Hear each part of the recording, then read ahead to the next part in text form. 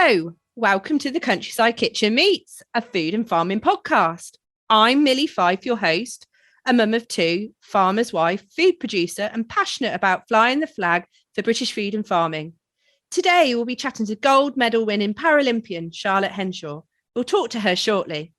Then I've got a few time-saving hacks when it comes to mealtime preparation, meaning you can juggle family life with the children and cook a tasty, nutritious meal. Okay, so today I have a very special guest with me. I am incredibly excited to introduce to you my show guest. I first met Charlotte at a fabulous lunch in London, celebrating inspirational women from all walks of life at the Women of the Year Awards. Charlotte and I sat next to each other at the lunch and really struck it off from the get-go, chatting about our lives, what we both do, and was in complete awe of the amazing women in the room as us. Charlotte's achievements are simply outstanding, especially for someone so young. Charlotte is a 4-time Paralympic athlete, winning medals across 2 sports over the span of 13 years. Charlotte started her career as a para swimmer, competing in 3 Paralympic Games in the pool, winning silver at London 2012 Games and bronze in Rio in 2016. In 2017, she pursued the new challenge of para canoe, winning her first international medal just 6 months after sitting in a boat for the first time. Wow. And 2018, she became world champion and is unbeaten internationally since then. This summer, she became Paralympic champion at the delayed Tokyo Games. Amazing. Wow. Charlotte, hello, welcome. Hello, thank you for having me. Thank you so much for coming on. How are you? Tell me what you've been up to since I last saw you.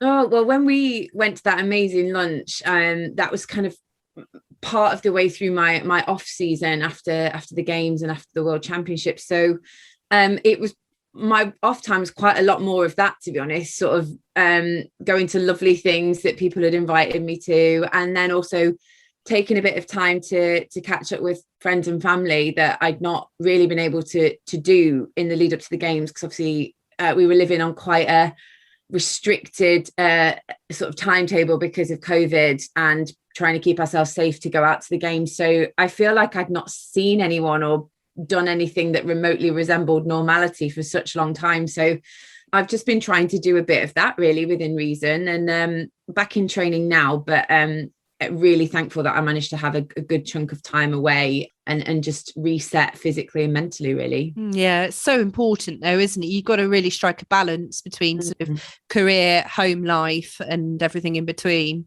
Yeah, and that's really important to me. I know lots of athletes talk about things that they sacrifice, and as you say that in inverted commas, and some things, you know, you do have to sacrifice. You have to give up things occasionally that you really wish you didn't have to.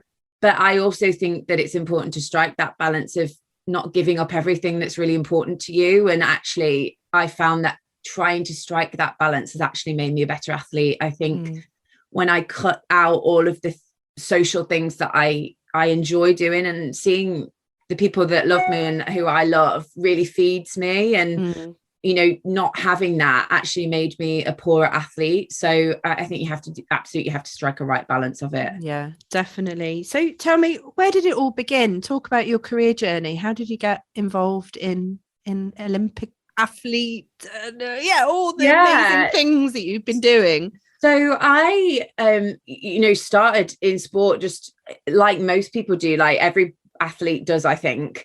So I was a very active kid, and I was born with my disability. So I had both my legs amputated at the knee when I was 15 months old. But the reason why was a congenital sort of birth defect. So my parents were really passionate about, when I was a kid, getting me as active as possible, because not only would it help me sort of socially, but also it would help me physically to then, you know, live a very active and able life as much as possible with my prosthetics. So I was always sort of, I was going to swimming lessons when I was a kid, and I was doing rainbows and brownies and all of that sort of stuff that most, you know, kids would do something around school. And the thing that I loved was swimming, and the thing that I was good at was swimming. So I joined a local swimming club, and I think they were probably a bit apprehensive at having a young disabled girl in with sort of all the able-bodied children, but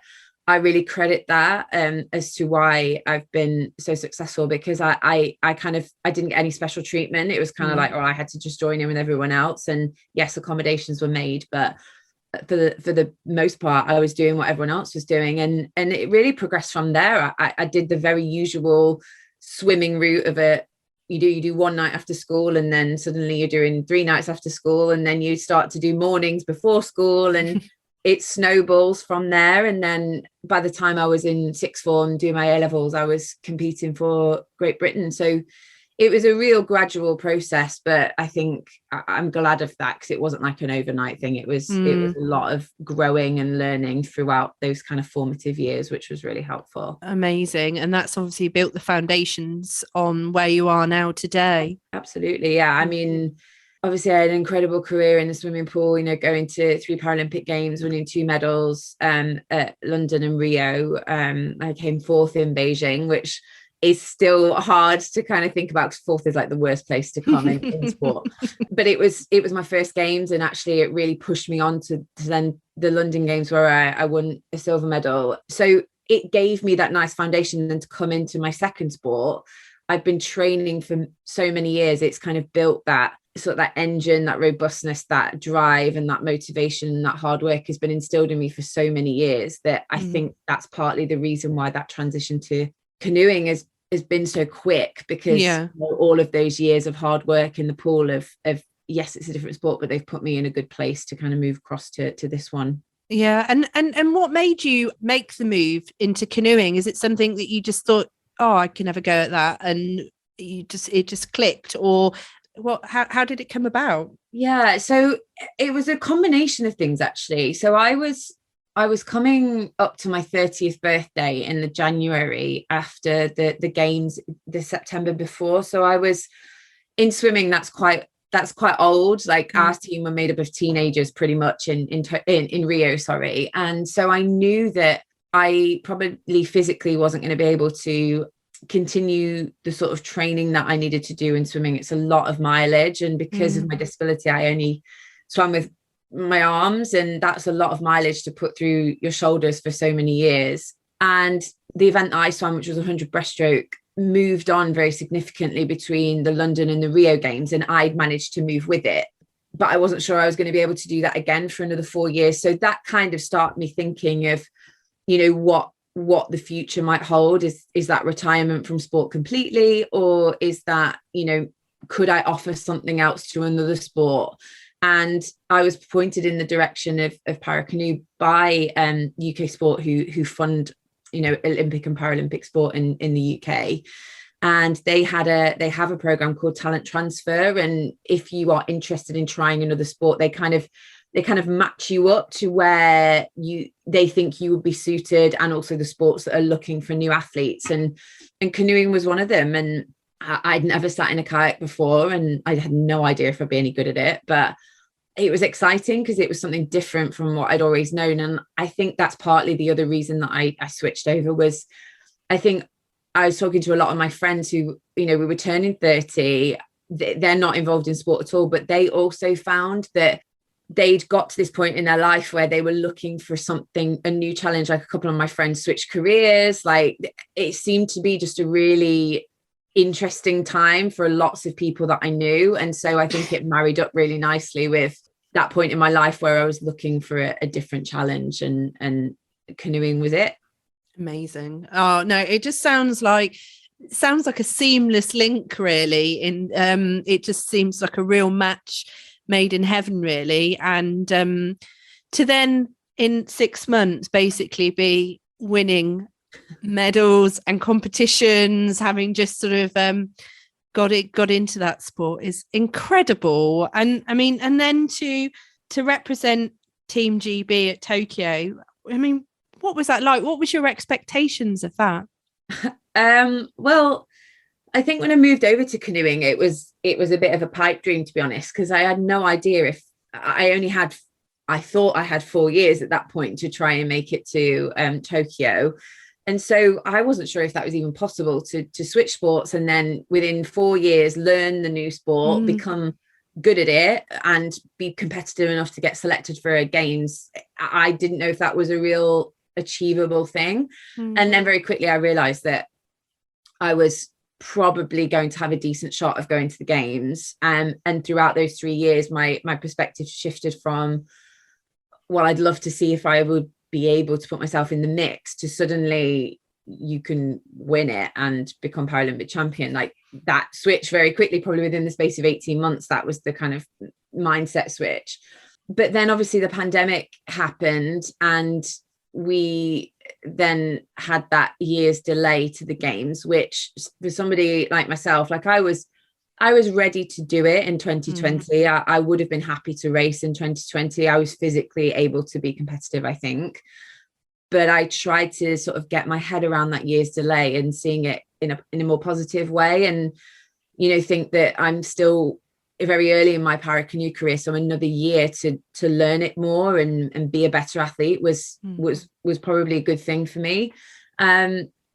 So I didn't really have any expectations of what a games in a pandemic would be. Like we didn't have a clue what that was going to be like, but it was an amazing experience. And, I think we have to give credit hugely to the Japanese organizing committee and the Japanese people for putting on a games in a really difficult time, and a time where I don't think they really wanted to do it, but they committed to it. And actually they did a fantastic job. And I'll just be forever grateful that they decided to do it in such tough circumstances, because, we'd worked so hard for it, and it would have been a real shame to not get that opportunity to go and race there.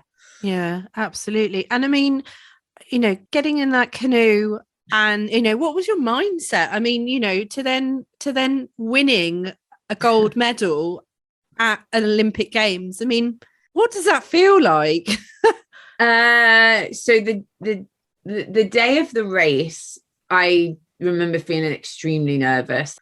I think I'd expected to feel some pressure because I was the reigning world champion going in. And so I expected to feel a bit of pressure externally and also from myself, because I knew that I was capable of winning if I put down a good performance. Obviously you can't ever control what anyone else does. So there's only so much that you can control in sport or in anything really. But I knew that if I performed as well as I could, that I gave myself a real good shot. So I felt really nervous. And I think getting in the kayak for that final, because for canoeing, you kind of get on the water for your warm up, like probably about half an hour before the actual race. So once you're in your boat, you don't see anyone else. You don't see any of your coaches or anybody again until after the race. So that last half an hour before the race time, you are very much on your own, in your own thoughts, like going through your warm-up process. And the only other people that you see are people who are about to race, either against you or just before or just after you. So that's quite a challenge and it's something that we train for, is to navigate those 30 minutes where your thoughts can run away with you. And so I think, it's trying to embrace the nerves, but also not allow them to overtake everything. And I don't actually remember the race that well. I remember the last maybe 15 seconds of it. The first bit, complete blur. The start, I couldn't tell you what happened, but the last 15 seconds or so, I knew that I was in front, and I could sense that Emma, who is my teammate, and she got the silver, I could sense she wasn't too far away from me. I knew she was hanging on to my coattails. So I just remember gritting my teeth and thinking, you do not lose this race. Like, just there's some cubes at the end that tell you which lane you're in, like the lane numbers. And I just remember looking at my lane number and the big cube and thinking, just paddle to that as quickly as you possibly can. Like, it'll be over soon. I know it's hurting. And I remember all these thoughts going through my head. But then as soon as I crossed the line, like, I think it was just a huge weight off my shoulders and a relief that I'd finally managed to win a Paralympic gold after 4 times trying. So amazing. It was relief, yeah, for sure. Oh my goodness. And when we were at the lunch, you brought your gold medal along, and I mean, it's it's amazing. It's just, to have that. And obviously as a collection, you've got the whole collection, haven't you? I have. And yeah, I had a spot missing, and thankfully I've filled it now, so I've got the full set, which is nice. Yeah, and didn't you say it was made from recycled mobile phones or something? It's amazing. Yeah, it is, and I think that's one thing that Japan were really keen on was to have a more environmentally friendly, more sustainable games, and there was recycling points all over the athlete village. They were trying one of their aims, and it was all on the drinks fridges in the food hall, was to recycle every plastic bottle that was used at the games and have it be recycled. And so there was a real big drive of that. And yes, I think the medal podiums were made of recycled materials, and they'd had a drive 18 months before the games to get people to donate their electronic devices so that they could then melt them down and use the metal components to make the medals for the Olympics and the Paralympics, which is lovely, because obviously it's recycling, and it also means that the Japanese people are actually a part of the things that the athletes took away. Our medals are made of the things that they owned, and I think that's just a really nice thing for them to know that we've taken that with us and we'll cherish it for a long time. Fantastic. And as this is a foodie podcast, shall we talk a little bit about a sportswoman's diet? Yes. What's your regime? What do you follow? So, it's interesting actually, because I've had to change my diet quite a lot since I moved to canoeing. It's a very different kind of fueling that we work with. So whereas in swimming, I used to eat 3 big meals a day because the training times kind of lent itself to that. Whereas in canoeing, I'm much more of a grazer now. Like, I eat lots of meals. I eat regularly. I'm pretty much always eating. So, and I think it's about, certainly in the winter, we do a periodized year. So we try to build our strength and our muscle and our mass in winter. So we almost go into sort of a calorie excess over the winter. So it's really good, nutritious, like carb-based meals, lots of porridge for breakfast, making sure we get good protein in 20 minutes post-training. So I learned a lot about timing of my food. And so I'm quite often driving home with like a pita bread in my hand, or a shake that's got a banana in it and some oats, and a lot of it. And I think it's similar to what you were saying earlier about trying to combine eating good food with a busy lifestyle. It's, for me, it's a lot of planning and lots of Tupperware, things like that, so that I can make my food and I'm getting good food in, but acknowledging that it's not always going to be easy because I'm busy and you're on the go all the time. That's a challenge, and it's something you have to plan for. Yeah, absolutely. I mean, when you're on the go all the time, you need to eat well, but often that's not possible. And so it is meal planning ahead, and looking at what you can put together, presumably from scratch. I know, and I'm sure you do as well, about eating whole foods rather than processed foods is going to be a lot better for your body, and being able to fuel yourself, and you have energy for a lot longer. Absolutely. And again, that's not, like you said, it's not always easy, especially if you're commuting or you're traveling a lot. Like, it's really difficult to and sometimes you can't avoid it. Sometimes it's a case of like, you've got to eat, so let's make this choice and go and choose this from the train station shop. Like, sometimes you can't avoid that, but I've always got snacks in my handbag. Like, my friends always take the mickey out of me because they're like, if I haven't got snacks, like, I get a bit like hangry. So they're always like, Charlotte needs a snack. Like, have you not got any in your handbag? Because I always have them, and I have like snacks in my car. So you're right. It's like, I have a packet of nuts in there. I always chuck a banana in my handbag because like that's a really good snack to kind of give you some energy. And yes, I've definitely made a more conscious effort recently. And I think the pandemic helped me, actually, because it gave me more time to explore cooking. And I've kind of got to know certain recipes from scratch that I can just cook on a Sunday, and then I'll either chuck them in like a freezer bag or in a Tupperware, and then they're there and I can get it out the freezer or I can get it out the fridge, and I know that I've got something there if all else fails. So absolutely, I think it's really key if you have the time and the means to try and get at least a couple of recipes down from scratch, so that they're your staples in your diet. And it can be a bit boring, but at least you've always got that backup and that reliable food there ready to go. Definitely. And what do you say you've got a bit of a repertoire now with dishes? What are your favorite things that you like to cook? So I love a chili. Like, they're so easy to kind of chuck in a pan. Like, it's not fancy, just stick in. And I like the fact that you can have the variety of what you enjoy in there. Like, I'm not a sucker for, like, I'm not a religious chili. It's got to be kidney beans and nothing else. Like, if I've got stuff to use, I'll just chuck it in there. Like, I don't want to waste any veg, so I'll just throw it in. Yeah. And so I quite often do that, and I'll vary it with whatever meat I've got. I quite like to make like a soup from, it was Nadia who won the Bake Off. On her Instagram about it's like scrap soup or something, and she saves all of her like vegetable peelings and things like that, and chucks loads of spices in it and makes a really delicious soup from that. And so I got quite good at not being wasteful of my scraps from my veg. That's one that I kind of try and do quite a bit. And then like a good, like a slightly lower calorie, like creamy sort of chicken.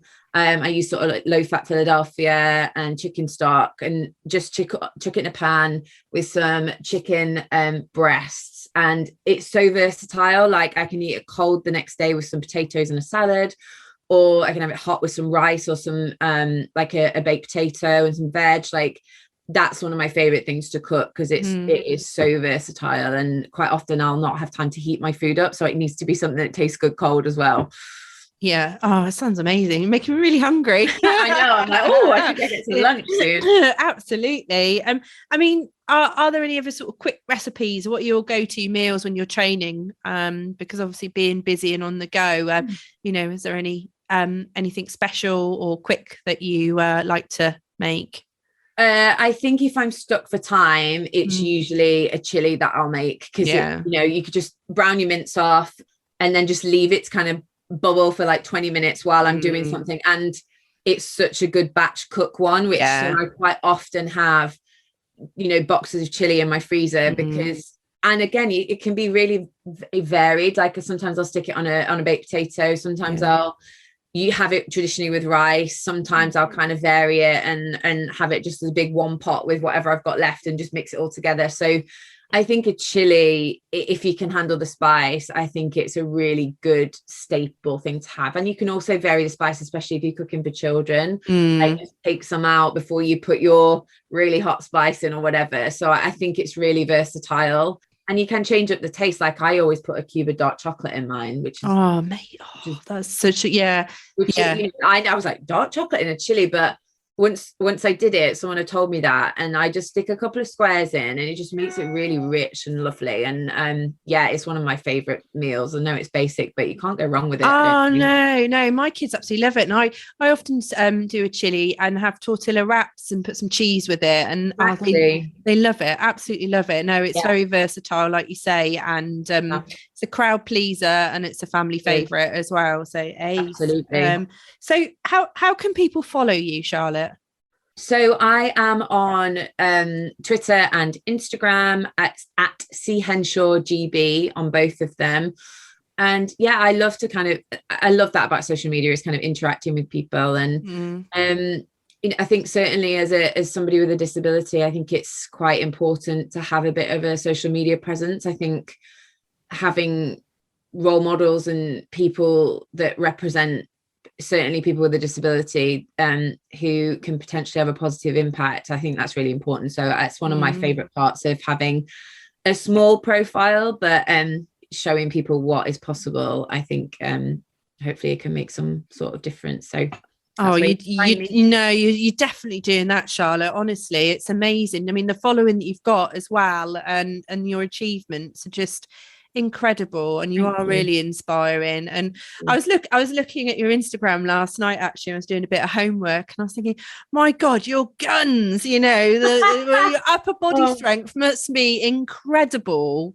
Yeah, and honestly, those muscles are made in the kitchen, genuinely. Like, they're worked on in the gym, but they are made in the kitchen. And that's something I've learned, certainly from canoeing, is, you know, food is so important. And I am such a foodie. Like, I love to eat. And one of my favorite things to do before the pandemic was to go out for a meal with people. And, you know, it's such a not only for the food, but like the what you get from sharing a meal with someone, like just the conversation, and whether it's you know, your family around a dinner table at home, and I think that's something that I was always valued when I grew up, was like, we always used to sit down to the table to eat for at least one meal a day. And the conversations that came up around that, and I understand not everybody can do it all the time because people are busy, but I love to sit around and share conversation over a meal. It's one of my favorite things to do. So yeah,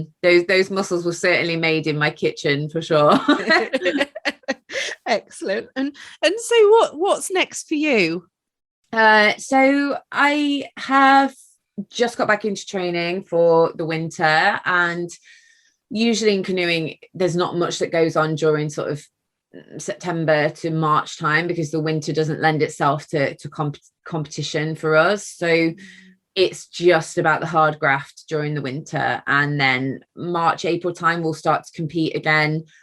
We have a World Championships next year in Canada, and then we have a European Championships a couple of weeks later in Munich. So we've got a fairly busy international couple of weeks in the summer next year, and then the following year we start the qualification process for Paris, because obviously with having that longer time between Rio and Tokyo has meant now we've got a shorter period of time between Tokyo and Paris. So the next games will be here before we know it. So we're just kind of on that trajectory towards Paris 2024. Wow. Oh my goodness, that is going to come around really quick, like you say. But I'm very excited to hopefully go to France, and then when I've competed, assuming hopefully I get selected, go and like eat loads of bread and cheese and have some nice red wine. I'm very much looking forward to my time in France after I've competed.